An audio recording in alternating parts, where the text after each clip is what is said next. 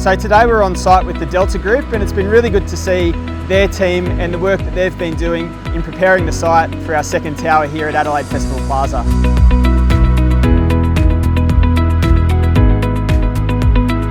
The second tower will bring even more life and energy into this precinct, and we're so excited to see all the restaurants and bars open up. Recently we've seen a real ramp up in the number of construction workers, cranes, trucks and excavators as we prepare the site for the next stage of the project.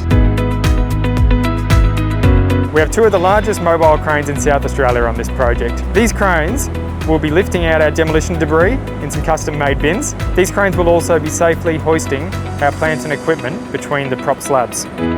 To enable these demolition works, we've installed over 1,500 props and structural steel beams to support the existing structure. One of the unique aspects of this project is doing all of these works within a live operational car park. I'm really proud of the team's ability to come up with clever solutions in what's a tough environment.